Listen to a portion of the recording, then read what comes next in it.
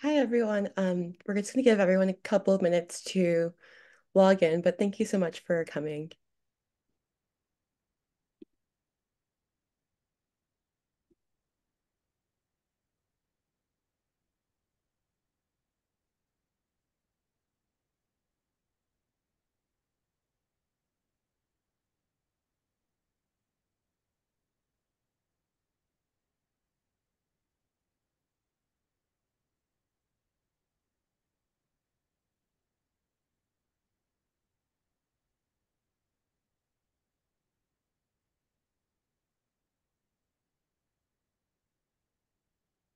Okay, I'm gonna get started. So, hi everyone. Thank you so much for joining our webinar. We're so thrilled to have you today. My name is Yama Conte, and I'm a fourth year PhD student in psychology at USC. I also serve as a student chair for APA's Division 34 Student Committee.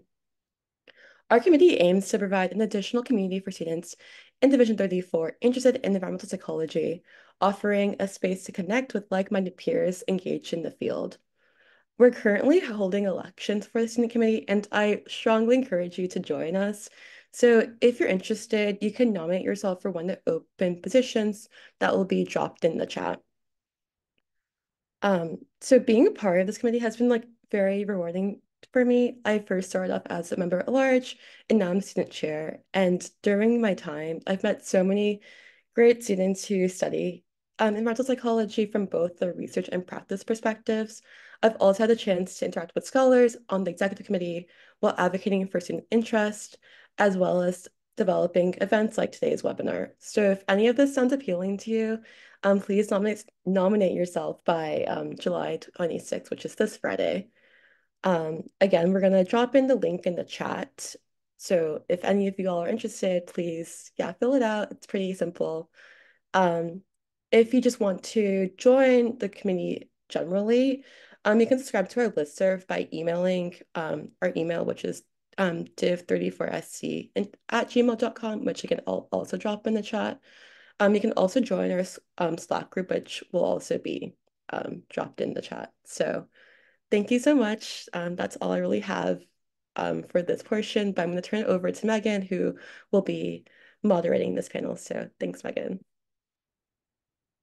Yes, thank you and welcome to everyone. And thank you all so much for being here. So my name is Meghan Orman and I am the at-large member on the Division 34 Graduate Student Committee. I'm actually currently a postdoctoral researcher at Cornell University. So I just finished my PhD and am stepping off of the committee, moving into my new role. But I've had the pleasure of serving on the committee this last year and helping to organize events like this one. So just want to reiterate what Yama said. If you are interested in this, please join to learn more about us and also consider nominating yourself or someone you know for one of our open positions. So with that, we will get started on today's webinar, and we are so excited to have you all here and our four panelists on diversifying methods in research and environmental psychology. So just so everyone knows, this is a webinar style Zoom and it is being recorded. And also we have both the chat and the Q&A open. So we ask that you put any questions you have for the panelists at any time into the Q&A and we'll be moderating that. And any general sort of chat information you have can go in the chat and feel free to engage there. Just to get practicing, if you all want to share your names, your pronouns, your title, and the company, institution, or place of work in the chat right now so we can get a sense of where people are zooming in from, that would be wonderful. So now we're going to introduce the panelists. So we have four panelists here with us today, and I'm going to read a brief bio about each of them, but then have them introduce themselves and their position and location, and then also one person that they're reading or listening to or talking to this summer that is motivating their work. And so we are going to start with Courtney. So Dr. Courtney Bonam is an associate professor in psychology, social psychology, and critical race and ethnic studies at the University of California, Santa Cruz, where she directs the Race and Social Justice Lab. So broadly, she examines how racial stereotypes reinforce racial inequality and how critical race pedagogy can interrupt this process.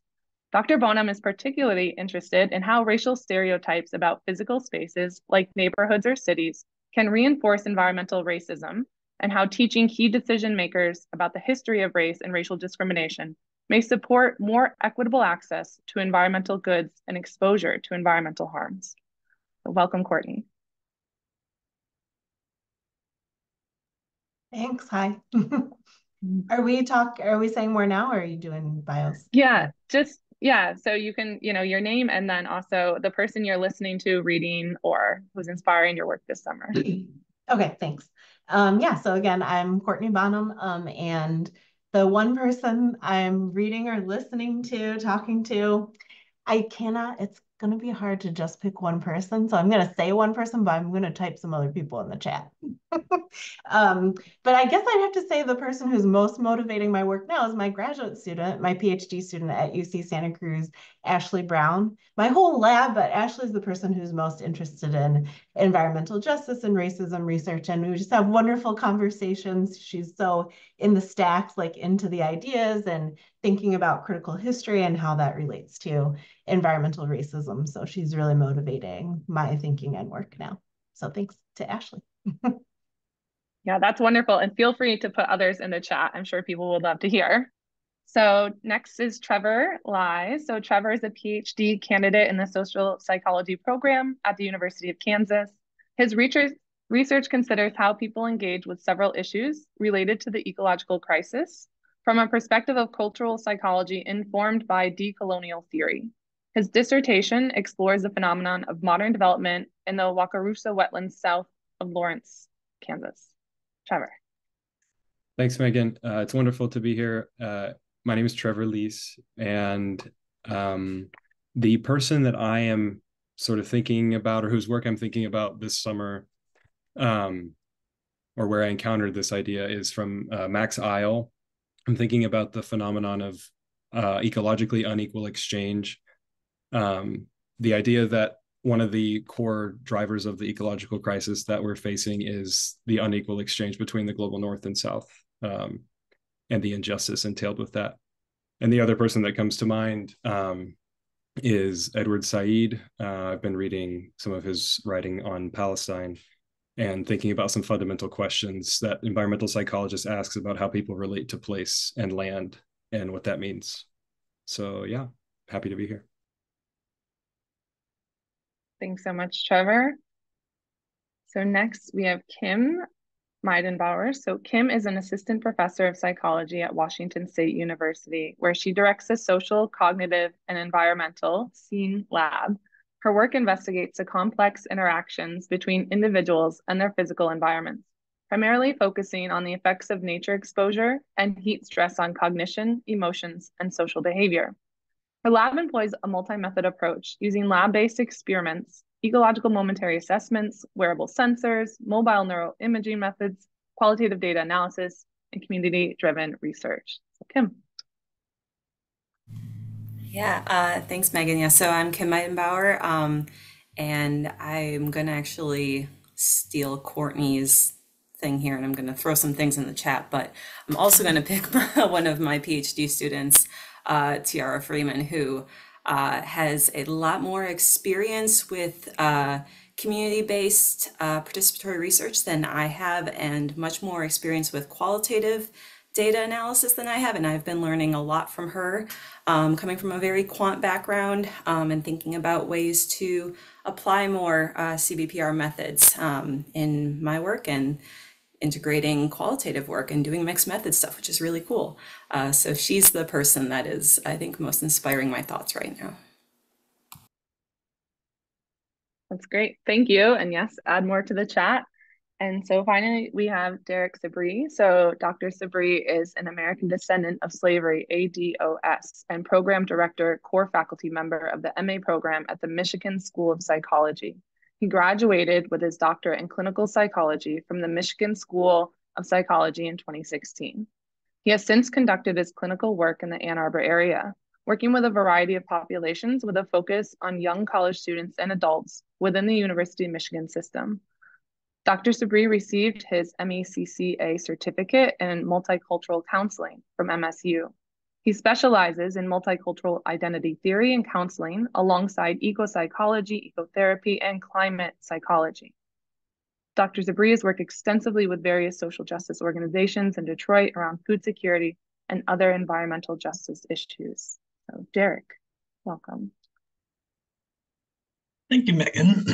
Happy to be here. Yes, I'm Derrick Sebree, coming from Michigan here, and I do a lot of work with, right now, we're actually finishing out our semester here at the Michigan School, so last week. So yeah, happy to be here. Icebreaker wise, trying to think. I guess I've been in and out of this book. It's called The Half Has Never Been Told. And it's by Edward Baptist. So I'll put it in the chat. All right. Great. Thank you so much for that, to our panelists for being here and for sharing some of those names and resources with us. And already I'm starting to hear some of the themes come up that I hope we will be talking about today. And so I was chatting with the panelists prior to this about what we mean by critical, because we're going to jump right in and start talking about critical ideas. And already I'm seeing from the people you mentioned this idea of like disrupting binaries between, you know, students and sort of researchers or PIs and sort of the power dynamics there, also the global north and the global south. And so hopefully today we're going to expand more on these ideas of what it means to be sort of a critical environmental psychologist. So to kick off this conversation, I would like to invite our panelists to please share, each of you, sort of one critical idea that you have that you are investing in right now that you think brings us closer to sort of this ideal critical environmental psychology research.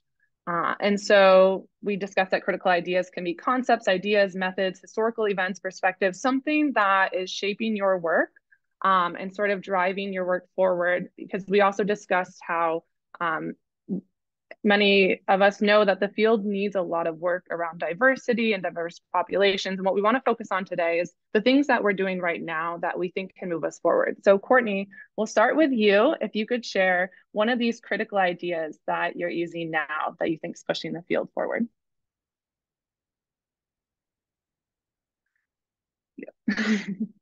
I was muted. Just one again. It's very hard to pick just one. So maybe I'll add some more to the chat after I talk. But I think one thing that I'm really entrenched in right now is thinking about putting a critical race lens on environmental related questions.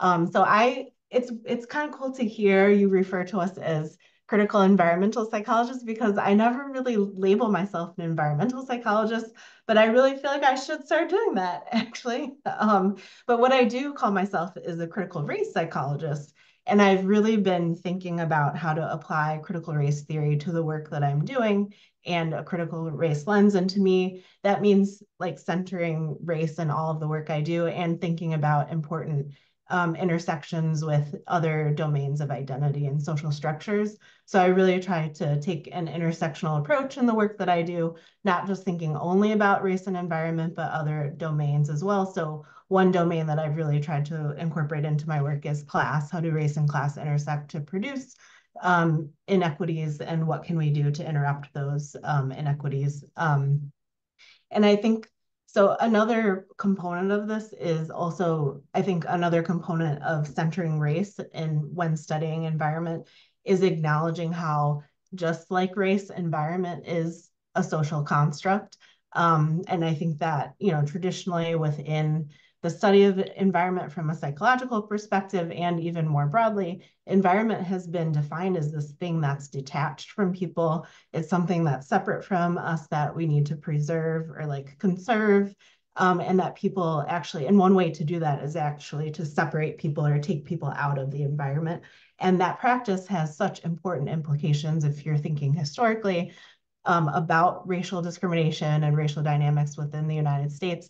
There's been a lot of harm that's been done by carrying out that practice. And so in my teaching and thinking about environmental psychology and racial dynamics, I try to think about that history and think about how can we start to shift our definition of environment within the field so that it incorporates the connection between people and place, and also acknowledges that like, it's not just the natural environment that is that we need to think about when studying like environment and people's place in it. It's also the built environment that we have to talk about. And that's actually a lot of where the racial inequities in our society are located, how the built environment is constructed, and how that also interacts with our natural environment. So that's like, I think that's like one kind of critical idea that comes out of centering race within the study of environment too.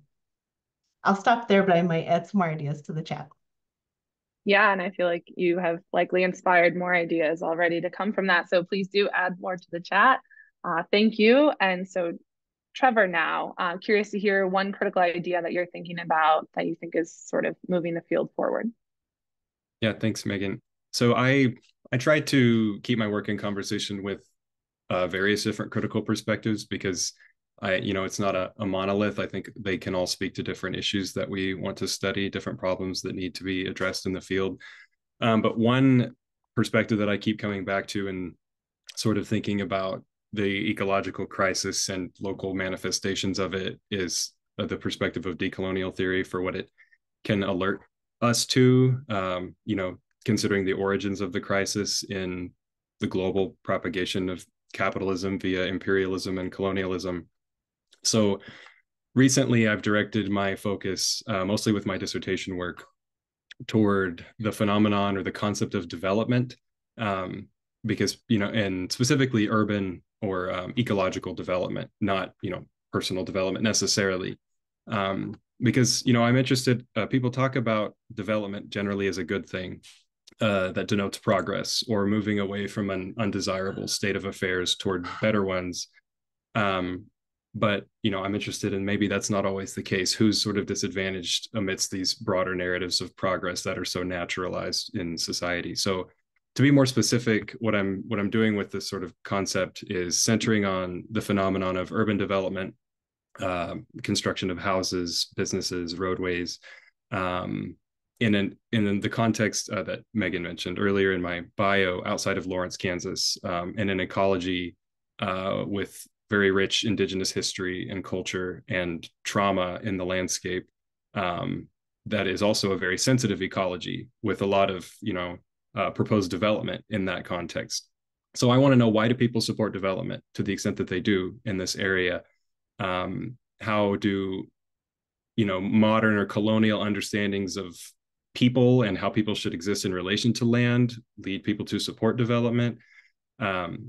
So in the big picture, just trying to interrogate these very naturalized processes that people talk about. So it's not necessarily, it's bringing a critical perspective to an issue that's sort of very naturalized, I would say. But yeah, that's the main one that comes to mind. But like Courtney and others, I'm sure there's a lot that just flood my mind. So Yes, thank you. And hopefully we'll have an opportunity for those to come up.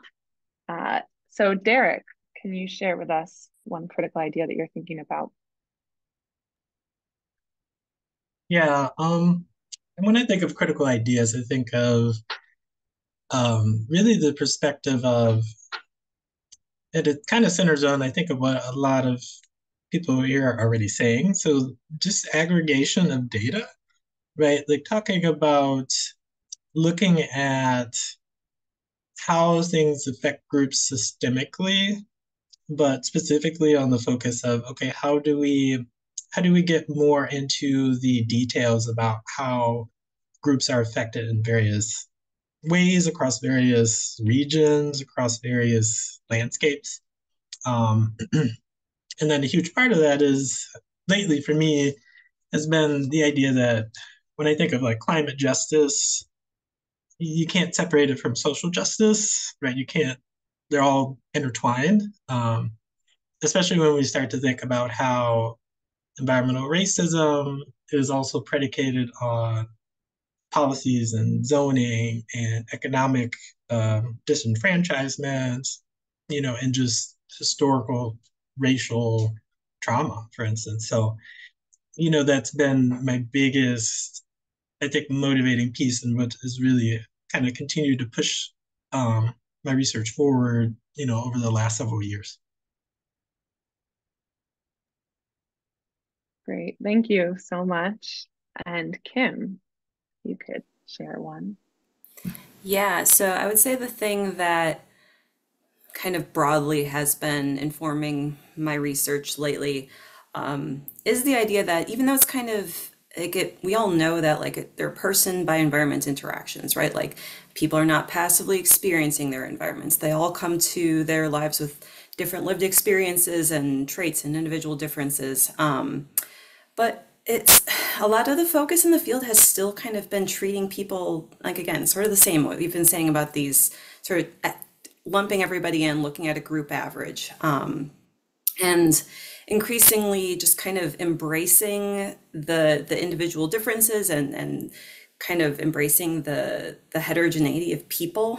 So one example is a grant that I'm currently working on with Kim Quinn, who I believe is also on this call at DePaul University. We have this really cool grant looking at experiences of different public spaces in Chicago primarily, but also other places, and how whether you feel like you belong in an environment, so say a public park or just a plaza, how feelings of belongingness and kind of that historical experience, especially somewhere like Chicago with a big history of segregation and redlining, like how those things might affect fundamentally how you experience that space. And so just trying to really lean into the sources of variability, whether they're like individual differences like personality or lived experiences, or more systemic things like racialization or socioeconomic status. And then how do we actually measure those things? Because that just we need a much more diverse and interesting sample, and that is tricky. So how can we actually do this well is another thing that I'm kind of thinking about lately. That's great. Thank you all so much. So I'm definitely hearing sort of, I think, some very interesting themes in this idea, just starting with you, Courtney, of right environment as a social construct, and that being such an important thing to think about, and then how that really does imply that right social justice and environmental justice and climate justice are not separable. They are sort of one unit, as Derrick was mentioning. And Trevor, thank you for this idea of development, challenging what that means, especially in an urban context and urban environmental psychology, and also this idea of sort of disaggregating data, right, and looking at individuals and heterogeneity and what that means to be an individual, and who's not just belonging sort of in the data set, but also who's belonging sort of in these real environments. So I think that was a great start for us. I just want to pause. I didn't tell you all I would do this, but pause and see if any of you want to, respond to what you've heard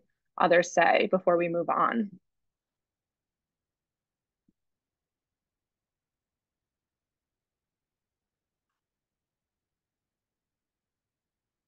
Just to, Courtney, please go. I was just gonna say thanks to you all for sharing those ideas. It was great to have this conversation and feel like there's a community of people within psychology studying these ideas, which I feel like I haven't had before. So this is just really exciting. Thanks. And I was just to take advantage of the open opportunity to return to the shared emphasis on this idea of climate justice and social justice being intimately intertwined. I think that's a thing that gets that people say a lot, but it's worth really thinking about and taking it seriously, because it's not just the case that addressing temperature increase and addressing human suffering are two separate issues that need to be addressed at the same time, but they are rooted in the exact same processes, and they have implications that are stemming from this core process of history, rather than just like let's just be more holistic in our scope. No, they're actually linked in the origins of the problems we face. So that's all I want to say.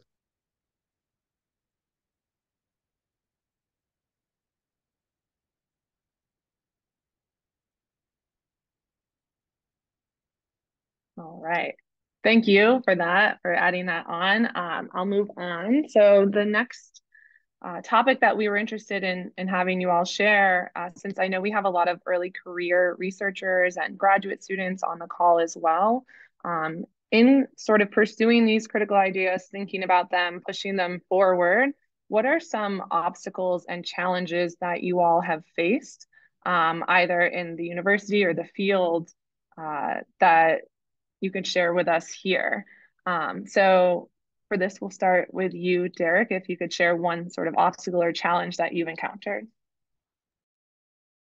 Sure, I'm happy to start. Yeah, I think it's a great question. Some of the obstacles that I think, encountered, over the years, I think it stems in a lot of ways. Like if I think about like my clinical work with people, sometimes it's that people don't think it's their concerns about nature aren't things to talk about in therapy. I think people think, oh, that's not for therapy. That's my therapist doesn't want to hear about that. It's like, no, like we do, because it's a part of the whole picture too. And so I'd say that's maybe one thing, is just the stigma associated with the idea of a relationship with the environment not being important enough to actually emphasize. Otherwise, I would say some of when I think about being in university or like academia, I think some of it is it's a very interesting obstacle or challenge, in the sense of, it reminds me of one time I did a keynote talking about mental health and Black Americans in relationship to climate change and social justice. And, talking about it from this more holistic perspective. And someone said, oh, wow, that's really cutting edge. And I was like, yeah, it's not. That's not. It's an interesting compliment, because it kind of says, in one way, like, yes, we need to talk about this. And in another way, like, wow, this is totally new. It's like, yeah, it's not new. This is history that now we're just kind of putting into context. So that's maybe the other challenge that I see sometimes is, hey, like, oh, this is the new cutting edge stuff. It's like, no, we don't want it to be the new fad. We want this to be, this is where we need to really be right now. So that's what I tend to see.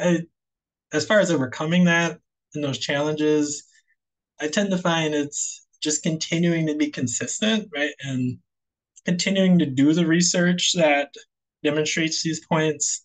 It's one thing if you do one research study and someone's like, oh, that just must be an off chance. And then you do another one and they're like, wait a second, now I'm seeing something, now there's something here.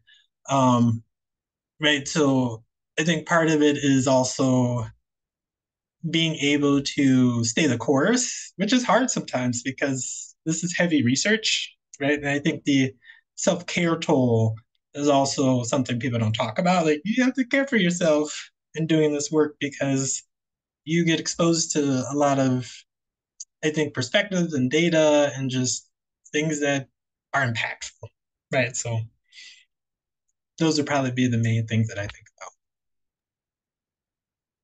Thank you so much for sharing this idea that this is not a new fad. It's not what it's intended to be, or what I think people want it to be, and then recognizing the importance of self-care as well for the people who are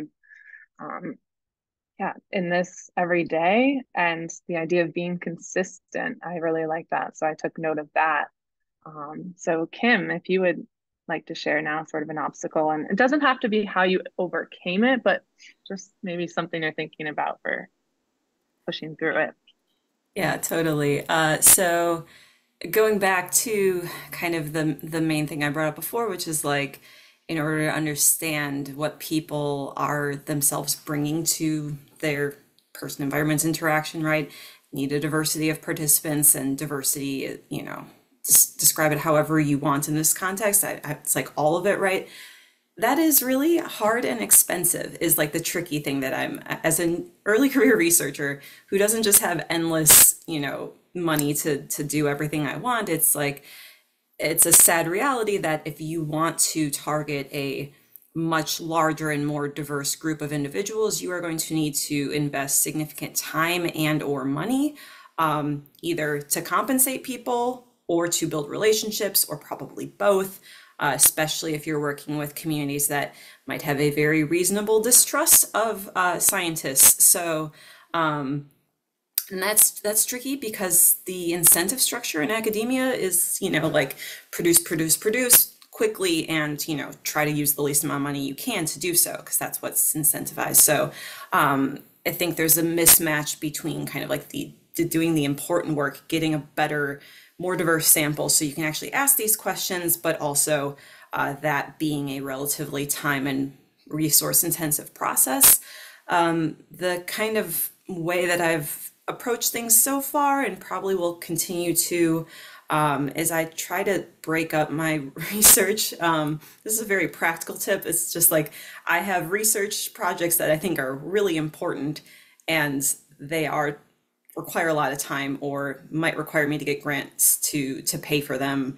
And I'm working towards those, and those are slow. They're the important stuff I'm doing, but they're also the slow stuff that I'm doing.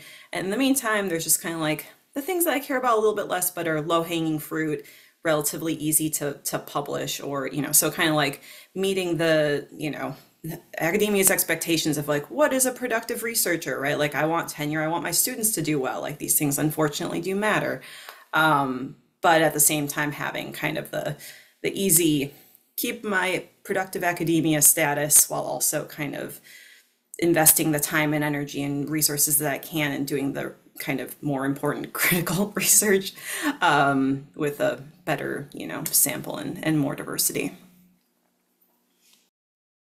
Thank you for sharing that and summarizing that, because I feel like that's a big challenge, right? That's a big one. And I'm sure we could do an entire panel just on that, many of them probably. So thanks for sharing that. So Courtney, if you could share. Yeah, and I co-sign everything that Derrick and Kim just mentioned.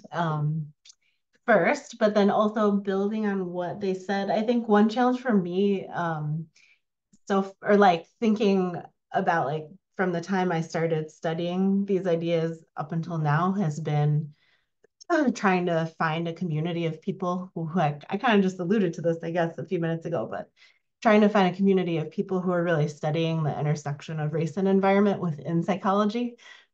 Really, it was hard to find research that was exactly positioned in that area, done by others in the field when I first started studying these ideas about like 20 years ago.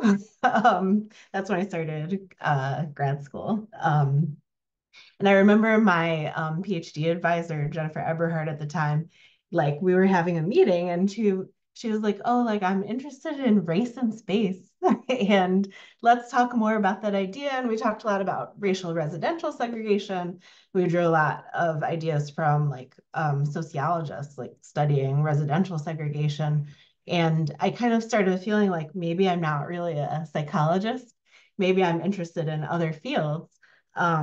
So I think that was like one challenge early on, finding a community of people who are like intellectual partners, and then also maintaining my identity as a psychologist, and like really pushing back and saying like, no, like this kind of research does belong in the field of psychology, and psychology really has a lot of important lessons to like give to the public related to these ideas. And that challenge has lessened, as I've gone throughout my career, because I have students who are interested in these ideas. I mentioned some of them earlier, and like Caitlin Yantis also is a student of mine who's done work with me. So like, through my students, we've built more networks, and then also like other labs are studying these ideas too. I'll mention Glenn Adams. I know he's in this meeting too. Like his work has inspired me a lot, and it's been great to like build those connections.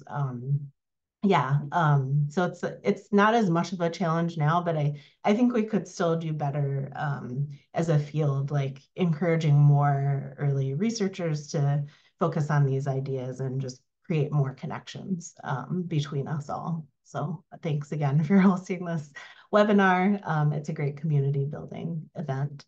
Yeah, and I'll say a little bit more in response to the next question too, about like methods, because I think methods have been a challenge too, but I'll talk more about that in in our next round.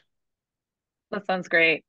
Thank you so much. And I do think that like finding this space of inclusion and belonging amongst ourselves too, especially for early career and graduate students. So if you're on the call and feeling like you don't quite have your community yet, that's really helpful to hear from Courtney that, yeah, that will change.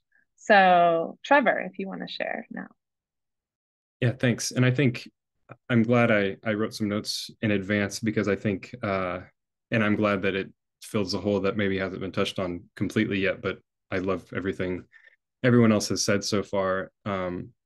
So I think, speaking specifically about environmental psychology kind of as its own space, I think it occupies a really important area intellectually in psychology, in its attention to the environment, whatever that may be, just the surrounding space of psychological experience.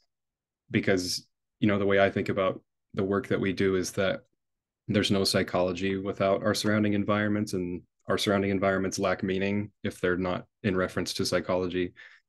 So where this gets a bit tricky, I think, though, in our field, is how we choose to characterize the environments that we're focusing on, because there's no environment that doesn't bear the imprint of history. And not just talking about, 5 minutes ago, the experimenter left the room and now there's something on the whiteboard. I'm talking about the big structural impositions onto our everyday environments. So I think a challenge for the field, something I have faced a little bit of resistance, and certainly others have faced resistance for, is foregrounding, and I'm thinking of Courtney's work, for instance, foregrounding how everyday environments are products of inequity, on both sides of the coin, are facilitators of privilege and disadvantage.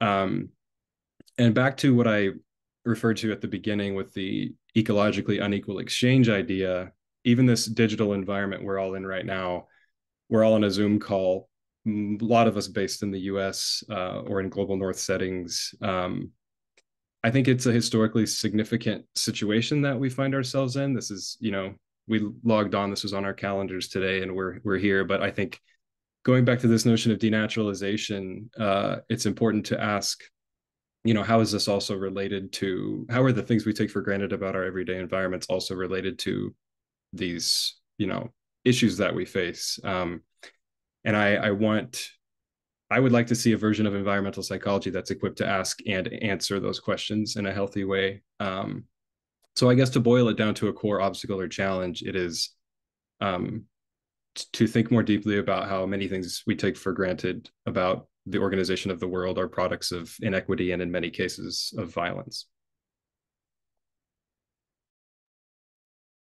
Thank you for that contribution and calling attention to these things even within this webinar that perhaps we weren't fully paying attention to. So I appreciate that, and also the space to do that here. So again, I'll pause and see if there's anything that you all want to add on to what someone else said. Although now that I'm looking at the next prompt, I know it is highly related as well. So we may just continue there.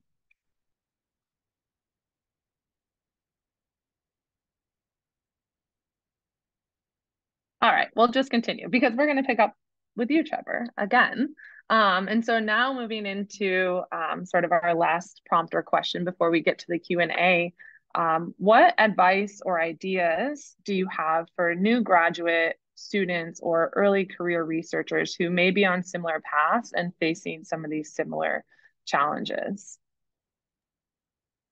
Yeah, so one thing that comes to mind for me, which is kind of based on my own experience, and I can't necessarily speak to early career folks because I'm in my 6th year. I'm about to start my 6th year. Please hire me if you're hiring someone. But it's to say that one thing that I found useful is to focus on a particular question that a lot of psychologists or a lot of environmental psychologists, for instance, are asking, and to do a deep dive into that topic while also really pushing yourself to think about it from a critical perspective, thinking about what critical perspective, whether it's, feminist theory, something from the Black radical tradition, or Indigenous studies, or queer theory, or decolonial theory, critical race theory, whatever it is, what would that question look like from a more historically accurate perspective? And that's oftentimes what critical means, is just revealing what has been neglected historically. And I think this also involves reaching out to later career people for advice. Maybe it involves interdisciplinarity. I think we're relatively interdisciplinary on this in this webinar. Courtney, alluded to questions about disciplinary situatedness as a scholar. I've experienced those things as well and have been questioned about that. Sort of, are you a psychologist kinds of things. So I think, and this is the case, that interdisciplinarity is beneficial because sometimes we have to step outside of psychology to see the issues in a more comprehensive manner. For instance, from sociology or public health, how does the discipline of psychology sort of push us toward more limited understandings? And EP as a field, like I said earlier, is very focused on the environment, but then when it goes back to the person, how is it still sort of an individualizing kind of endeavor? So I think being interdisciplinary from the get-go is also really crucial for someone getting started wanting to do more critical work, provided that you have those affordances. And also I'll put in a plug for mixed methods research as well, embracing focus groups and interviews in addition to more traditional quant stuff that sort of predominates. Yeah, thank you. That is so helpful. I really appreciate this idea of, diving into things and looking below the surface, but also questioning, who we are we psychologists, and knowing that even if we step outside to get a better perspective, that doesn't mean that we're not psychologists. And so Kim, if you would want to share now. Yeah, I mean, I feel like I have pretty similar advice to kind of what Trevor ended on, which is the idea of, yeah, like embracing interdisciplinary approaches and interdisciplinary collaborators in particular and networks. I cannot emphasize just how valuable the random connections with people that are not even close to psychology, and just discussions with them in shaping my ideas and making me think about something a little bit differently. And then yeah, just having connections and people that can either be there for an exchange of ideas or potentially a collaboration. Again, going back to if you don't have the resources, maybe someone else does and they're interested in working with you. So the networking can also serve that purpose. And then also community, which is something that's been brought up here, right? There's so many benefits to just kind of having a larger network of researchers or community members, or governmental groups, or whatever it might be that could be related to your research. I just think that other people have been the secret to my current limited but current success, and so developing those networks is huge, and it can be hard to do that, especially if you're pretty early on. So I would say that if you're pretty new and not really sure where to start, talk with your advisor about that.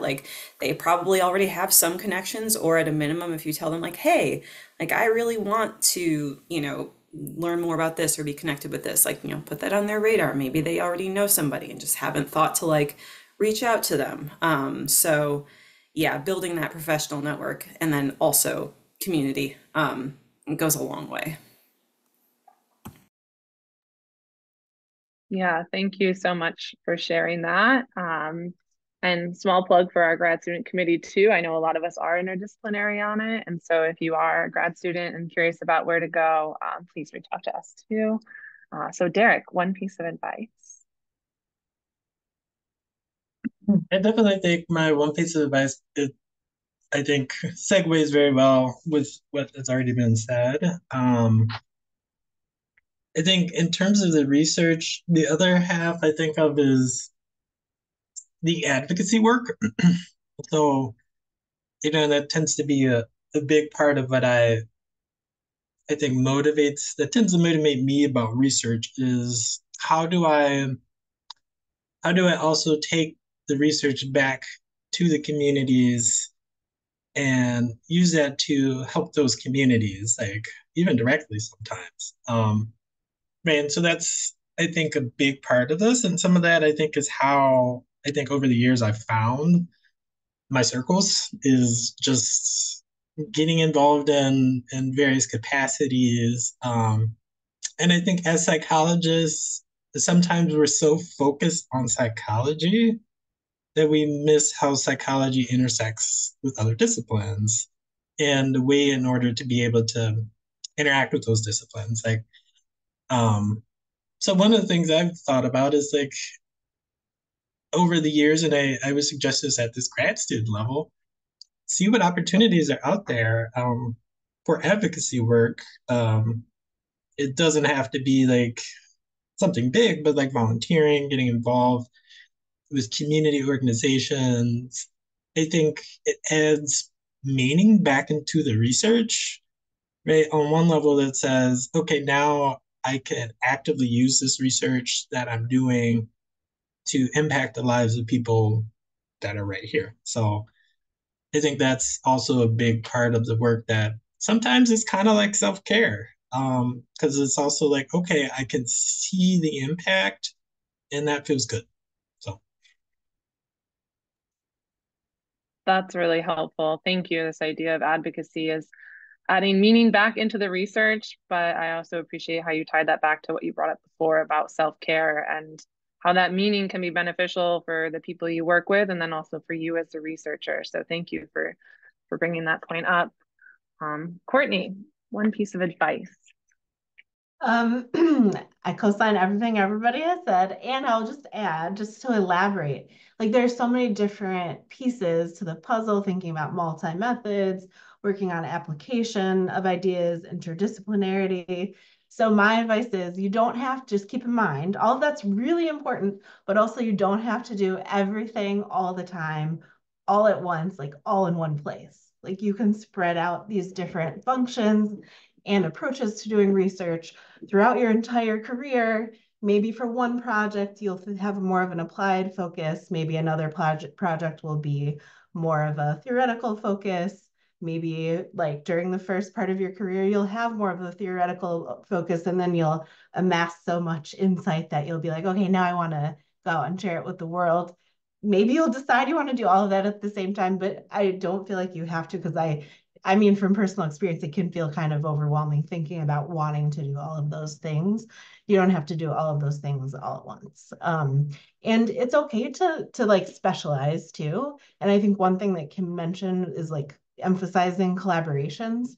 So maybe you specialize in one particular method, but then you collaborate with other people who are doing other things. And then that's one way for your research program to be multi-method and interdisciplinary through your collaborations.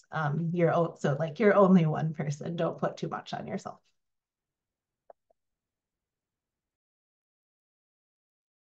Great, thank you.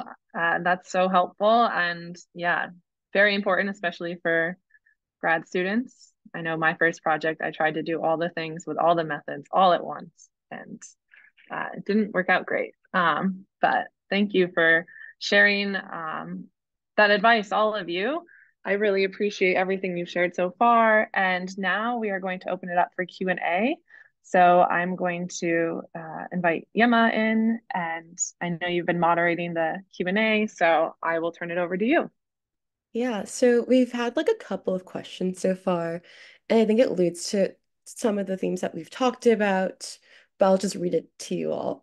So this person asked the question about if we can speak more to some of the research methods that you all are using to answer some of the questions that you're examining, as well as like any research recommendations. So we've talked about mixed methods research, we talked about community-based participatory research, we talked about collaborating with other people, but anything else you want to add to this idea, I think would be great.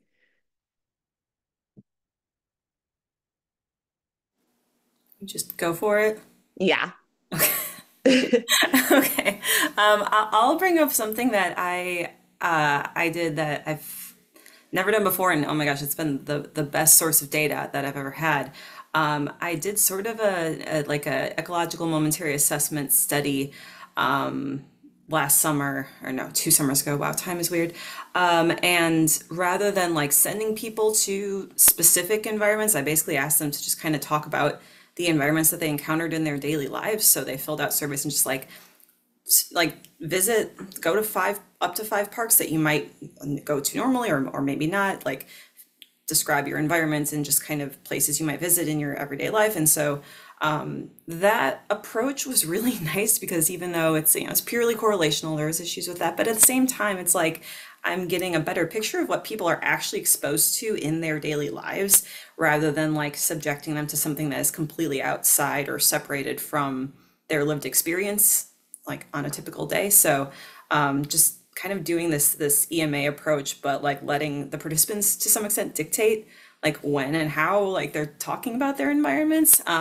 It's been really valuable tool, and I've learned a lot from kind of looking at these data. It's been cool. No, I think that sounds great with again, thinking about what are some of the ways that you can just get people to report on their daily experiences, instead of putting people in situations that they might not naturally go to better get a better sense of ideas. Does anyone else have any other methods that they've been using in their research or any resources that they want students to like know about who might be in the process of applying to grad school, trying to figure out where they fit or are in their early stages of their program? I'll say something. Okay.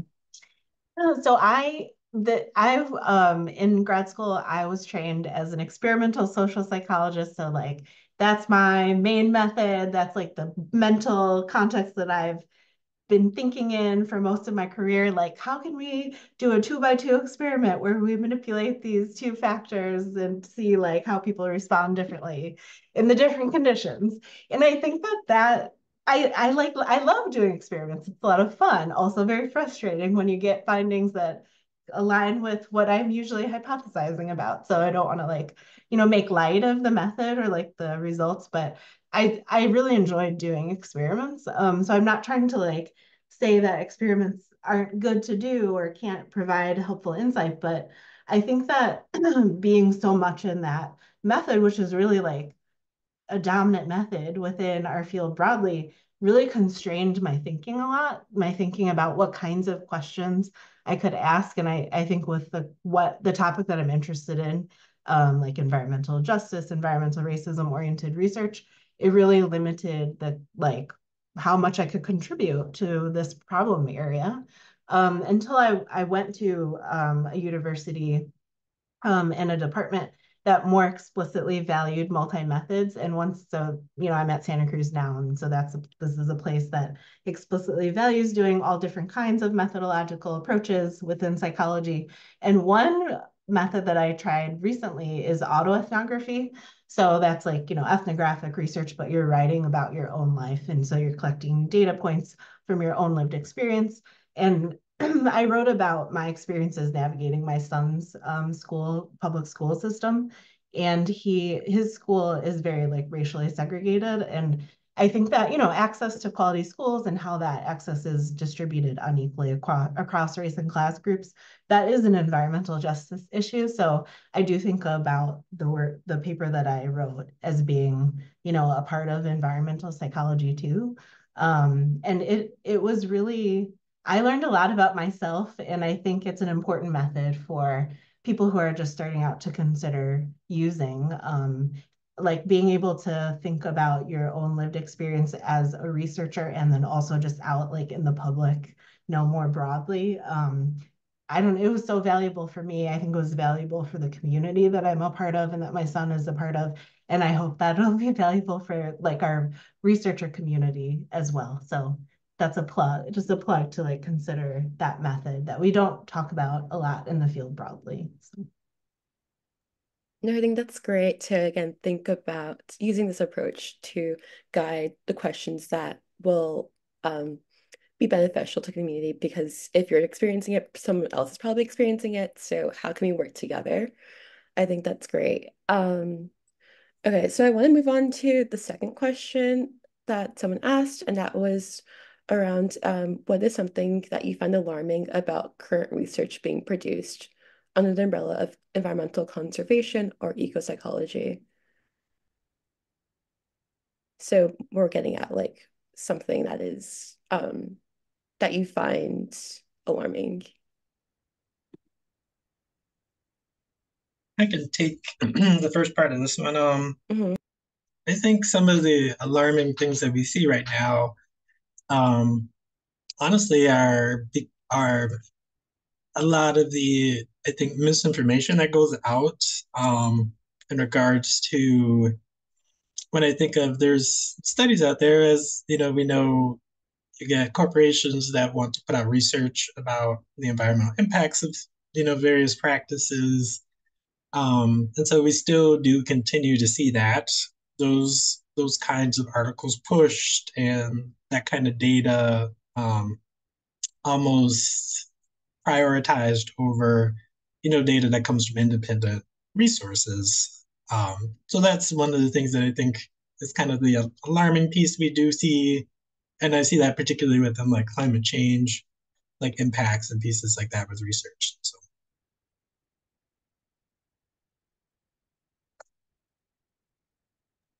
Yeah, I think that's again something worth um uplifting. Does anyone else have anything that they see that they do find alarming under environmental conservation or ecopsychology work?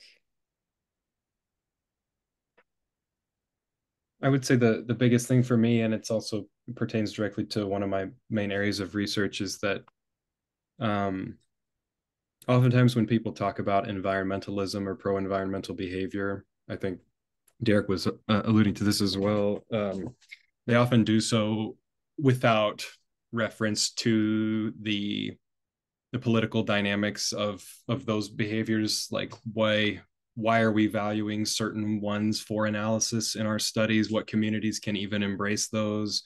Do they have ecologically damaging effects if they were to be embraced anyway? Like, having it's as simple as having a dependent variable in your study being how likely are you to purchase an electric car in the future, knowing that the metals that are used to construct these vehicles are mined from mountains in Bolivia that are displacing indigenous communities there and in other settings. So I think a neglect of the politics of behavior is one straightforward answer for that question for me. Okay, great. Thanks, Trevor. I'm going to move on to another question that was asked. So someone writes like as an 80-year-old action researcher from, okay, actually no, we're gonna move on to um yeah. So what are some other like psych journals that you find conducive to critical approaches? So I saw that Trevor, you added an answer to it, but maybe you can answer this live on the Zoom call on yeah, psych journals that are conducive to critical researches. Yeah, I don't know if I would say, oh, I don't know specifically about critical approaches, but I will say that in terms of valuing diversity defined in a lot of different ways, Global Environmental Psychology is a new journal. It's open access and it's free to both authors and to view, which is like obviously remove some of the barriers that are related to privilege within academia also.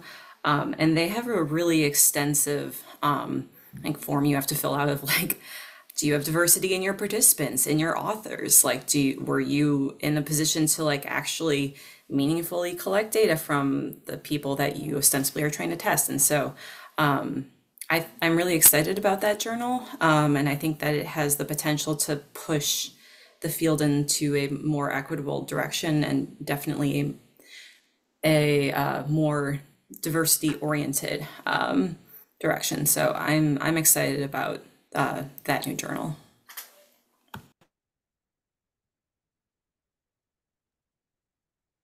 I tend to find, so I'm also an associate editor and on the board of editors for the Journal of Humanistic Psychology. Um, and so it's humanistic psychology tends to be about, I think, honoring diversity of thought and honoring collaboration. And so there's a big emphasis on holistic approaches to psychology. So they're always looking for more diverse perspectives in that sense. So Okay, great. Thank you so much. So since we're right at noon, I'm gonna wrap things up, thank you so much for everyone who attended this webinar. I'm going to plug in a few things again with elections, our Slack channel, and I think some of the things we talked about is building communities. So one of the things that the student committee has done this year is create a slide deck for students to add in who they are, what things they're interested in studying, so we can get to know each other better in this online space and hopefully collaborate and ask questions to each other. So dropping that in right now. Thank you so much for attending, and I'm going to turn it back to Meghan for any of her parting thoughts. Yeah, I just want to thank our four panelists for bringing us together today to talk about these really important critical ideas.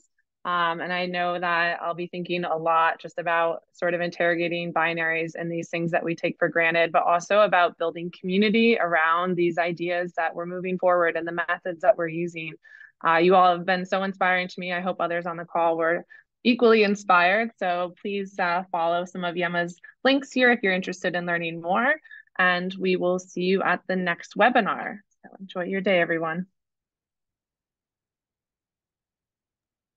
Thank you all.